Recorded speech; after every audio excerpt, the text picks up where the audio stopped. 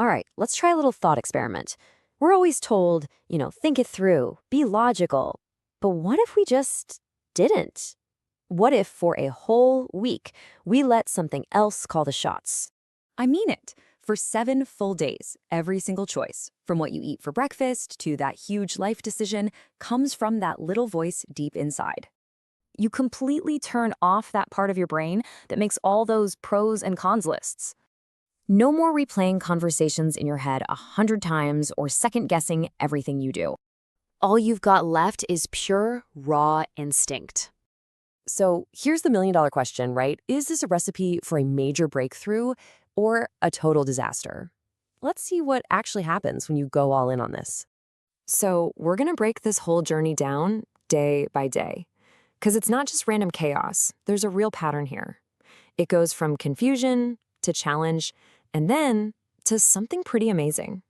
Let's start with day 1.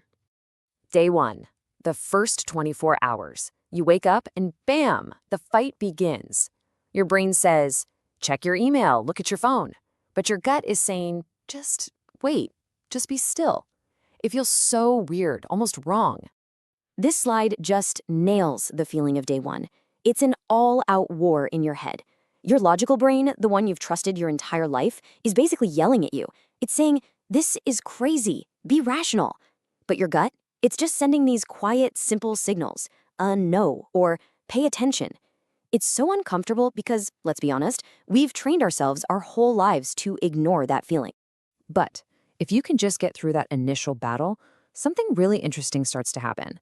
That constant noise in your head gets a little quieter, and you roll into day 2 feeling, well, curious. Okay, so by the second day, you're not just listening to yourself anymore, you're actually paying way more attention to the world around you. It's like your senses get turned up. Your intuition isn't some kind of magic trick. It's your brain spotting patterns at lightning speed. You start picking up on tiny things, that weird pause in someone's voice, those little red flags you used to just brush off. You're finally noticing the data that was there all along. This new superpower, this heightened awareness, carries you right into day 3. And this is when you start to get the first little payoffs from the experiment. They might be small wins, but man, do they feel good. On day 3, you might listen to your gut and cancel plans that just felt off, only to find out you dodged a bullet. Or you say yes to something you'd normally talk yourself out of, and it turns out to be amazing. There's actually a name for this. It's called thin slicing. It's your brain's incredible ability to take a tiny sliver of information and, based on everything you've ever experienced, make a super fast and surprisingly accurate call. It's not a guess, it's high-speed data processing.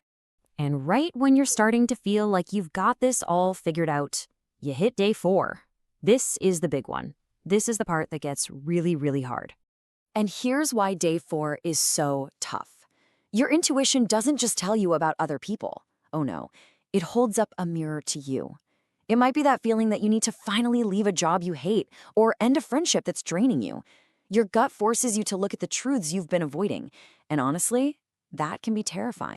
But pushing through the fire of day 4, that's what leads to the real breakthrough.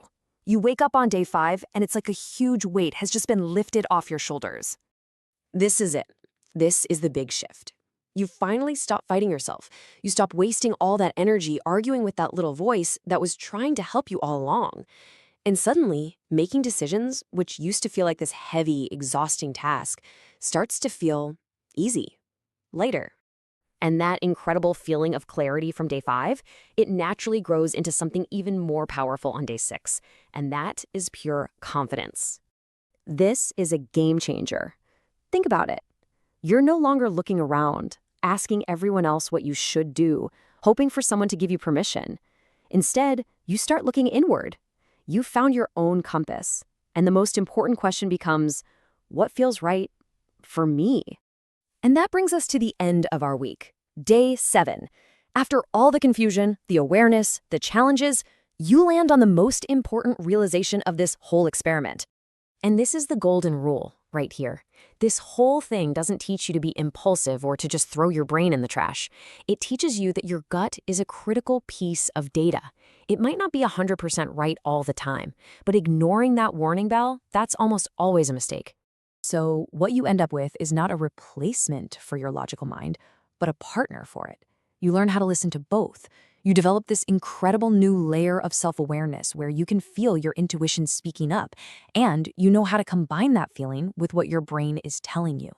Look, at the end of the day, following your gut for a week isn't going to solve every problem in your life, but it does something so much more important.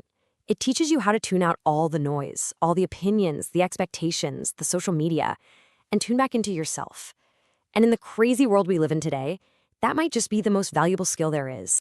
So I have to ask you, after hearing all this, do you think you could do it? Could you actually trust your gut for a full week?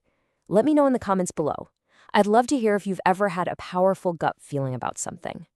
Hey, if you enjoyed this little explainer, do me a favor and hit that like button and maybe share it with someone you think needs to hear it.